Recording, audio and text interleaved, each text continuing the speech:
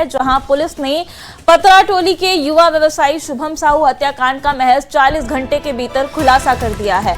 Police ने मामले में 2 आरोपियों को गिरफ्तार कर उन्हें जेल भेज दिया है।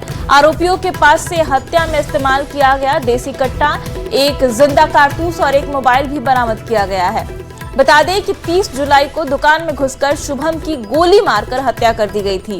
घटना के आरोपियों की गिरफ्तारी नहीं होने पर लोगों ने प्रशासन के खिलाफ जमकर नारेबाजी की और पीड़ित परिवार को मुआवजा देने की भी मांग उठाई थी। रेड किया तो उन दोनों को हत्या में प्रयुक्त हथियार के साथ गिरफ्तार किया गया। उसके पीछे उसका कहना है कि उसका एक पूर्व पीएलएफआई का संदीप भगत करके है, किसको थाना क्षेत्र का रहने वाला, जो वर्तमान में अभी जेल से बाहर निकला हुआ, उसके साथ दुश्मनी है। और इसको शक था कि संदीप भगत को जो मृतक है उसके बारे में सूचनाएं देती है, जिस कारण से वो किया है। और देखिए बड़ी खबर राजधानी रांची से है, जहां के काके थाना क्षेत्र में तेज रफ्तार और बेकाबू ट्रैक्टर ने सड़क किनारे खड़े करीब 6 दोपहिया वाहनों को अपनी चपेट में ले लिया। हादसे में 6 बाइक क्षतिग्रस्त हो गई, जबकि एक व्यक्ति को मामूली चोटें आई हैं। घटना की सूचना मिलते ही पुलिस मौके पर पहुंची और पूरे मामले की जांच शुरू कर दी है। देखिए तस्वीरें आपको दिखा रहे हैं, ट्रैक्टर की चपेट में 6 बाइक आ गई है और इस हादसे में एक व्यक्ति घायल भी बताया जा रहा है। हालांकि ये जानकारी है कि जो घायल व्यक्ति है उसे मामूली चोटें आई हैं, तो पूरी तरीके से परखच्चे उड़ गए हैं बाइक के। तस्वीरों में आप देख सकते हैं बेकाबू ट्रक ने सड़क किनारे खड़ी 6 बाइक में टक्कर मार दी।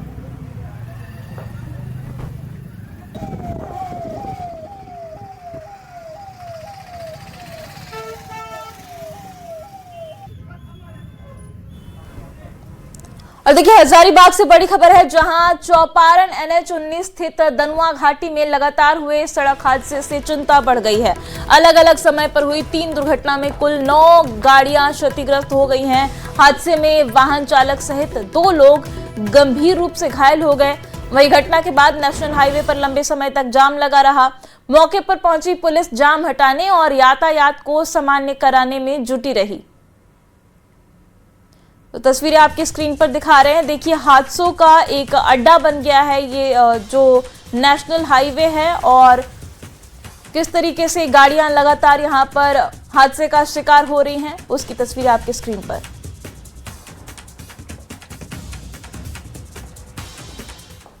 खबर जमशेदपुर से है, जहां एमजीएम अस्पताल में मारपीट की घटना को लेकर जमकर हंगामा हुआ। बीजेपी कार्यकर्ताओं ने अस्पताल परिसर में धरना देकर होमगार्ड जवानों पर गंभीर आरोप लगाए। बीजेपी कार्यकर्ता और उसके जीजा के साथ लाठी डंडे से मारपीट का आरोप लगाया गया। सूचना पर पहुंचे डीएसपी ने निष्पक्ष जांच और दोषियों पर कार्रवाई का आश्वासन दिया, जिसके बाद धरना समाप्त हुआ। फिलहाल पुलिस टूटी हुई लाठी जब्त कर चुकी है। घायल का मेडिकल कराया जा रहा है और पूरे मामले की सच्चाई जानने के लिए सीसीटीवी फुटेज को भी खंगाला जा रहा है। के बाद वहाँ पे मैं बैठ के प्रत्यक्षालय में बैठ के आराम से वेट कर रहा था कि डॉक्टर आएंगे, मैं बात करूंगा, डिस्कस करूंगा। उधर से 4-5 होमगार्ड आए, चलो निकलो यहाँ से, निकलो फटाफट निकलो, वरना तुम लोगों को बता रहे हैं, निकलो निकलो। हम बोले सर यहाँ पे लिखा हुआ प्रतीक्षालय, क्यों लिखा हुआ है? वेटिंग हॉल है ना, आप क्यों भगा रहे हैं? मेरे को 2 मिनट का टाइम दीजिए, मैं डॉक्टर से मिलूंगा, चला जाऊंगा। पर उन्होंने कोई बात नहीं सुनी, धक्का मुक्की करना स्टार्ट कर दिया। जो पेशेंट है उनकी मम्मी, हमारी दीदी, वो आई बीच में, उनको भी जेंट्स पुलिस के द्वारा बहुत ज्यादा धक्का मुक्की किया गया। मैंने जब विरोध किया कि आप लेडीज को बुलाइए, लेडीज कांस्टेबल को, आप हमें धक्का मुक्की की, अच्छी बात है, बहुत अच्छी बात है, आपकी सभ्यता को दर्शाता है, आप लेडीज को क्यों छुए? तो लेडीज भी आया और मोबाइल पकड़ के छीन लिया, पटक दिया मोबाइल। और उसके बाद अचानक से 6 से 7 लोग आए, 6 से 7 होमगार्ड आए, मोटी मोटी डंडे लेके, और वो मारना स्टार्ट कर दिया। बेरहमी से मारा गया है। यहाँ पर एमजीएम थाना प्रभारी और ग्रामीण डीएसपी श्री दयानंद कुमार जी उपस्थित हुए, हमारी बातों को सुना और जो लाठी मार मार के तोड़ दिया गया था उसको जब्त किया। उन दोनों पीड़ित युवकों को लेकर के वो लोग गए हैं उसका इंजरी रिपोर्ट कटाने के लिए, और उन लोगों ने आश्वस्त किया है सीसीटीवी फुटेज की जांच होगी, यूडी रजिस्टर की जांच होगी, और जो भी होमगार्ड के जवान इसमें दोषी पाए जाएंगे उनके विरुद्ध कठोर से कठोर कार्रवाई होगी। और यदि कठोर से कठोर कार्रवाई नहीं होगी तो हम लोग इससे भी उग्र आंदोलन करने को बाध्य होंगे। एक पेशेंट के अटेंडेंट के साथ में विवाद हुआ, उस क्रम में उसके साथ मारपीट की गई है, ऐसा कंप्लेन है। दिख भी रहा है उसके पीठ में चोट, हम लोग उसको इंजरी करा रहे हैं और जो पीड़ित है उसके आवेदन पर कार्रवाई की जाएगी। खबर धनबाद से है, जहां गोंदूडीह ओपी क्षेत्र स्थित बीसीसीएल लोडिंग पॉइंट पर एक दर्दनाक हादसा हो गया। हाईवा की चपेट में आने से एक महिला मजदूर कौशल्या देवी की मौत हो गई। घटना के बाद मौके पर अफरा तफरी मच गई। हादसे से नाराज मजदूरों ने मुआवजे की मांग को लेकर प्रदर्शन शुरू कर दिया। वहीं हाईवा का चालक और खलासी मौके से फरार हो गए। सूचना मिलते ही पुलिस और सीआईएसएफ की टीम मौके पर पहुंची और स्थिति को नियंत्रित करने में जुट गई। हादसे के बाद लोडिंग पॉइंट की सुरक्षा व्यवस्था पर भी गंभीर सवाल खड़े होने लगे हैं। घटना गोंदूडीह में गाड़ी डीओडी लोड करता है, वही डिब्बा आ रहा था तो साइड से पहाड़ी किनारे से आ रहा था, ट्रक वाला पर चढ़ा दिया। गोंदूडीह कॉलोनी में 4 को जो है बिहार के गाड़ी घुसा था, 13 नंबर दंगल में इनको गाड़ी मिला था, वही गाड़ी लोड करने के लिए ये आ रहे थे। इनके साथ में एक छोटा लड़का भी था, डेंगा, और आने के क्रम में यहाँ पर जो है इनका एक्सीडेंट हो गया। एक्सीडेंट होने से जो है इनका तत्काल वहीं मृत्यु हो गया। ये असंगठित का समझिए कि आज एक अंग आज खत्म हो गया है। कौशल्या देवी इनका नाम थी और बहुत व्यवहारिक और बहुत विचार की महिला थी। मामला है कि एमपीएल का हाईवा है, गोंदूडीह कुलवारी से काटा होके जा रहा था अब लोड होने के लिए। उसी बीच में रास्ते में कीचड़ ये सब था, ड्राइवर आ गया। रोड में एक महिला जा रही थी साइड से, वहाँ बैठी हुई थी। उसी समय क्या किया, हाईवा का चालक अपना टापा खो दिया और बाएं एकदम किनारे में महिला पर गाड़ी चढ़ा दिया, जिसके कारण से महिला का घटनास्थल पर ही मौत हो गई। 4 अगस्त दिशोम गुरु शिबू सोरेन की पहली पुण्यतिथि। पैतृक गांव लुटियाटाड़ में भव्य कार्यक्रम की तैयारियां। मुख्यमंत्री हेमंत सोरेन करेंगे 14 फीट ऊंची प्रतिमा का अनावरण। लेकिन इसी बीच चाईबासा में प्रतिमा स्थापना को लेकर सियासी और सामाजिक विवाद गहरा गया है। एक तरफ जेएमएम शिबू सोरेन की विरासत को सम्मान देने की बात कर रही है, तो दूसरी तरफ आदिवासी संगठन स्थानीय वीर सपूतों की प्रतिमा लगाने की मांग पर अड़ गया है।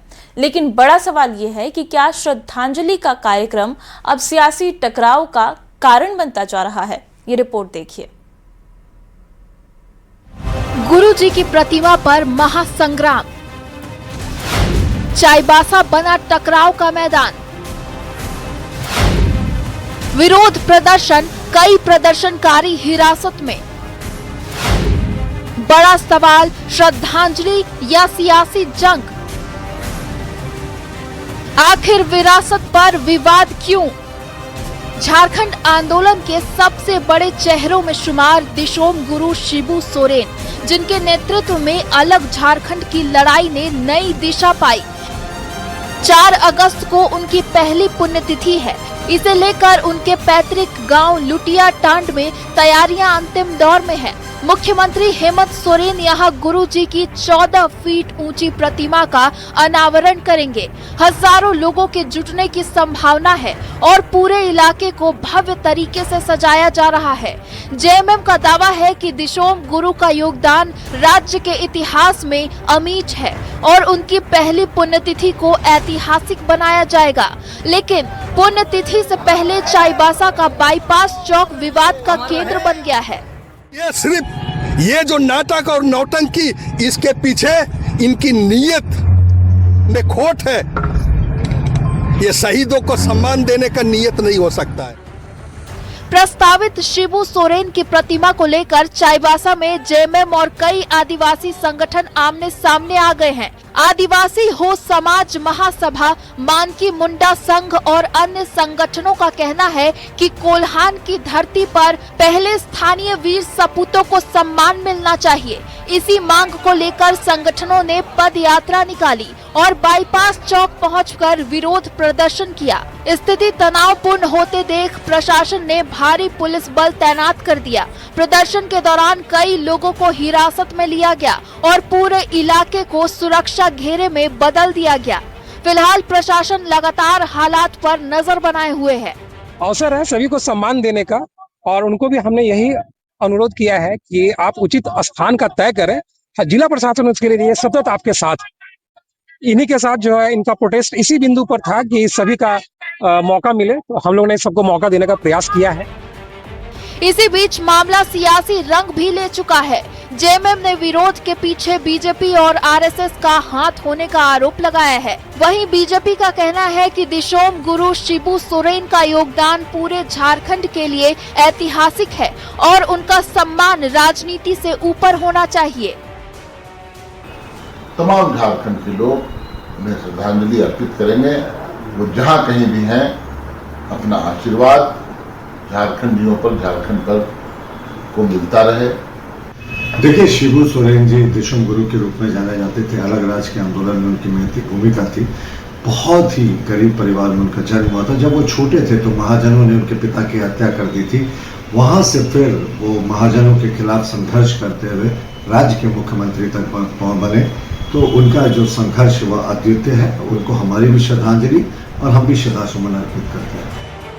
अब निगाहें 4 अगस्त पर टिकी हैं, जब एक और लुटिया टांड में पहली पुण्यतिथि का भव्य आयोजन होगा, दूसरी तरफ प्रतिमा को लेकर बढ़ता विवाद। ऐसे में नजर प्रशासन पर भी है कि वह आयोजन और कानून व्यवस्था दोनों को कैसे संभालता है। सवाल है कि क्या दिशोम गुरु शिबू सोरेन की विरासत पर शुरू हुआ ये विवाद सम्मान का है या फिर सियासत का नया अखाड़ा बन चुका है। न्यूज 18 के लिए रांची से निरंजन, चाईबासा से रुपेश प्रधान के साथ ब्यूरो रिपोर्ट। खबर राजधानी रांची से है, जहां टैक्स चोरी के मामले में तीसरे दिन भी आयकर विभाग की दबिश जारी है। आयकर विभाग की अनुसंधान शाखा की टीम ने कई ठिकानों पर छापेमारी की। ये कार्रवाई सड़क, भवन और पुल निर्माण के क्षेत्र में काम करने वाली राम कृपाल कंस्ट्रक्शन से जुड़े ठिकानों पर की जा रही है। रांची के साथ साथ आपको बता दें कि बिहार के बेगूसराय स्थित कंपनी के कार्यालय में भी आयकर विभाग की टीम जांच में जुटी हुई है। आयकर विभाग की टीम के द्वारा दस्तावेज के साथ साथ डिजिटल गैजेट्स को भी खंगाला जा रहा है। रांची के पंचवटी टावर स्थित कंपनी के कार्यालय में सुबह से ही आयकर के अधिकारियों की टीम जांच में जुटी हुई है। तीसरे दिन भी सर्वे का कार्य जो है वो किया जा रहा है। बता दें कि राम कृपाल कंस्ट्रक्शन के ठिकानों पर इस वक्त भी आयकर विभाग की दबिश जो है वो देखने को मिल रही है। बता दें कि 2 दिनों से ये जो सर्वे है उसका कार्य किया जा रहा है। तमाम कागजातों को और तो तमाम दस्तावेज हैं उससे खंगाला जा रहा है। तो वहीं डिजिटल जो इक्विपमेंट्स है, गैजेट्स हैं, उन तमाम चीज़ों की जांच पड़ताल की जा रही है। बता दें कि आयकर विभाग को यहाँ पर वित्तीय अनियमितता की शिकायत मिली थी। आयकर रिटर्न में कहीं ना कहीं घपलेबाजी की शिकायत मिली थी, जिसके बाद यहाँ पर जो टीम है आयकर विभाग की वो पहुँची है और पूरे मामले की जो तफ्तीश है वो इस वक्त की जा रही है। मामले में कई अहम जानकारियाँ जो हैं वो आयकर विभाग को मिलने की सूचना है। हालांकि अब तक इसकी आधिकारिक पुष्टि नहीं हुई कि यहाँ पर किस तरह के जो अनियमितता की गई है वो किस तरह की गई है। इन तमाम चीज़ों को लेकर फिलहाल आधिकारिक जानकारी साझा नहीं की गई है। लेकिन जिस तरह से ये पूरा सर्वे का काम और जिस तरह से आयकर विभाग की दबिश देखने को मिल रही है, उससे ये अंदाज़ा लगाया जा सकता है कि आयकर विभाग हर चीज़ की बारीकी से जांच कर रही है और मामले में कई अहम खुलासे भी होने की उम्मीद जताई जा रही है। तो देखना होगा कि आयकर विभाग का ये सर्वे कब तक चलता है। लेकिन विगत 2 दिनों से ये सर्वे चल रहा है, आज तीसरा दिन है और आज भी जो विभाग के वरीय अधिकारी हैं वो यहाँ पर मौजूद हैं। रांची से न्यूज़ 18 के लिए ओम प्रकाश। और खबर आपको बोकारो से बताते हैं, जहां बेरमो कोलांचल में अवैध कोयला कारोबार के खिलाफ सुरक्षा एजेंसी ने बड़ी कार्रवाई की है। सीसीएल बीएनके क्षेत्र के कारो स्थित नई खुली खदान के पास सीआईएसएफ और सीसीएल सुरक्षा विभाग ने संयुक्त रूप से छापेमारी करते हुए 50 से ज्यादा मोटरसाइकिल जब्त की है। मौके से भारी मात्रा में अवैध कोयला भी बरामद किया गया है।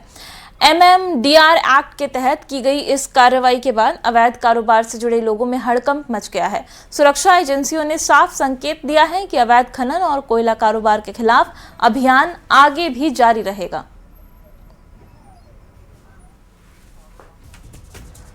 धनबाद से बड़ी खबर आपको बताते हैं, सराय ढेला थाना क्षेत्र में एक युवक की बेरहमी से हत्या का सनसनीखेज मामला सामने आया है। परिजन ने आपसी रंजिश को लेकर युवक की हत्या की आशंका जताई है। परिवार का कहना है कि पहले सुबह करण टहलने के लिए निकला था और इसी दौरान आपसी रंजिश को लेकर मुक्तेश्वर महतो और कन्हीलाल भट्टाचार्य ने उसे जबरन घर के अंदर बुलाया और चाकू और तलवार से हमला करने के साथ उसकी बेरहमी से पिटाई की गई, जिससे वो गंभीर रूप से घायल हो गया। घायल स्थिति में उसे अस्पताल में भर्ती कराया गया। डॉक्टरों ने युवक को अस्पताल में मृत घोषित कर दिया। सूचना मिलने पर पुलिस मौके पर पहुंची और 3 लोगों को हिरासत में ले लिया है और मामले की जांच में जुट गई है। क्या किस से मारा गया था? बताते हैं अभी अनुसंधान चल रहा है। चोरी का आरोप लगा, अनुसंधान चल रहा है, अभी होने दीजिए पोस्टमार्टम वगैरह। बताते हैं। जो मारा है उसका नाम है मुक्तेश्वर महतो और कन्हाईलाल भट्टाचार्य और एक का नाम है मुक्तेश्वर महतो। ये 3 लोग मेरा भाई को बहुत बेरहमी तरीका से मारा है। उसका सर्जरी हुआ था पैर में, वो बेचारा अपाहिज था, समझे?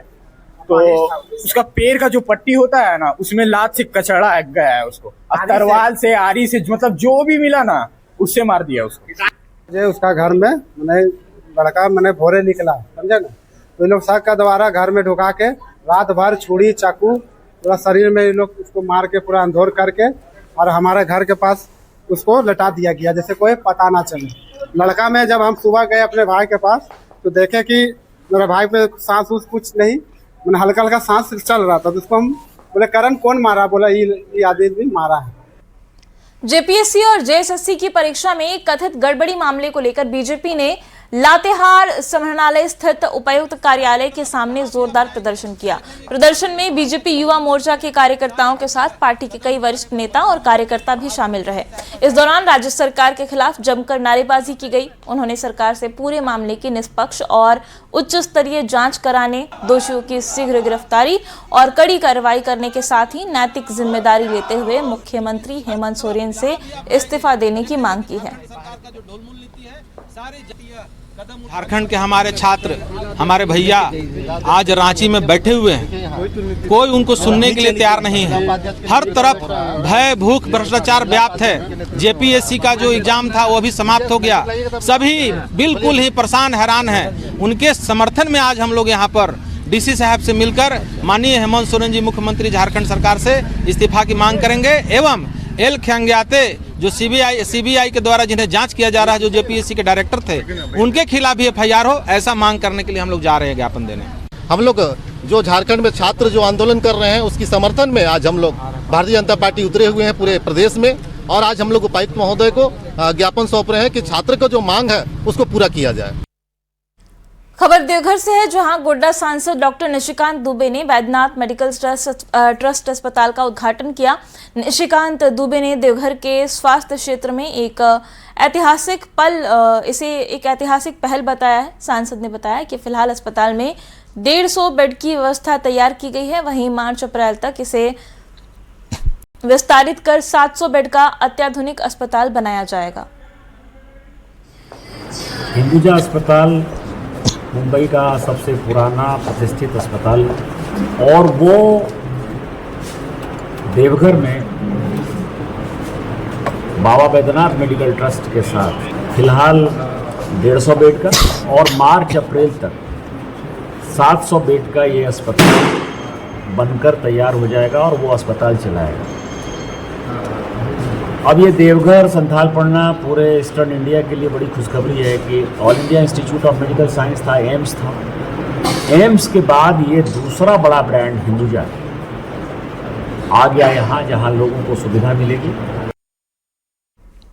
और अब बात एक ऐसे अधिकारी की जिन्होंने 3 दशक से भी अधिक समय तक देश की आंतरिक सुरक्षा को मजबूत करने में अहम भूमिका निभाई। सीआरपीएफ के ग्रुप सेंटर रांची के डीआईजी धर्मेंद्र नारायण लाल 33 सालों की गौरवपूर्ण सेवा के बाद रिटायर हो गए। इस मौके पर उन्हें भावभीनी विदाई दी गई। सीआरपीएफ के महानिदेशक जीपी सिंह सहित वरिष्ठ अधिकारियों ने उनकी सेवाओं को याद करते हुए सम्मान पूर्वक विदाई दी। 1993 में सहायक कमांडेंट के रूप में सेवा शुरू करने वाले धर्मेंद्र नारायण लाल ने एनएसजी और संयुक्त राष्ट्र मिशन कोसोवो जैसे महत्वपूर्ण दायित्वों का भी सफलतापूर्वक निर्वहन किया। नक्सल प्रभावित क्षेत्रों में अभियान चलाने और नक्सली गतिविधियों पर प्रभावी नियंत्रण स्थापित करने में भी उनकी भूमिका बेहद महत्वपूर्ण रही। पलामू के रहने वाले धर्मेंद्र नारायण लाल को उत्कृष्ट सेवाओं के लिए पुलिस पदक फॉर मेरिटोरियस सर्विस से भी सम्मानित किया जा चुका है।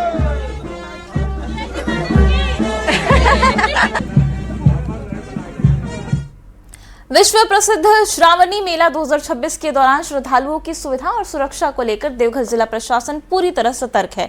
इसी क्रम में देवघर के उपायुक्त ने मेला कंट्रोल रूम को निरीक्षण उसका किया और व्यवस्थाओं का जायजा लिया। इस दौरान उन्होंने कंट्रोल रूम से पूरे मेला क्षेत्र की निगरानी व्यवस्था का अवलोकन किया और अधिकारियों को जरूरी दिशा निर्देश दिए।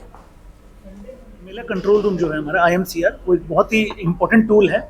चाहे वो लॉ एंड ऑर्डर हो, रेडीनेस हो, साफ सफाई हो या मंदिर के अंदर की कोई भी व्यवस्था हो, उसका एक जगह से बैठ के सभी कैमरास के माध्यम से टीमों के द्वारा, जो यहाँ टीम असाइन की गई है, उनके द्वारा वो लगातार अनुश्रवण करते हुए जो भी कमी है वो उस कंसर्न थाना को और वहाँ के कंसर्न मजिस्ट्रेट को तुरंत फ्लैग कर रहे हैं।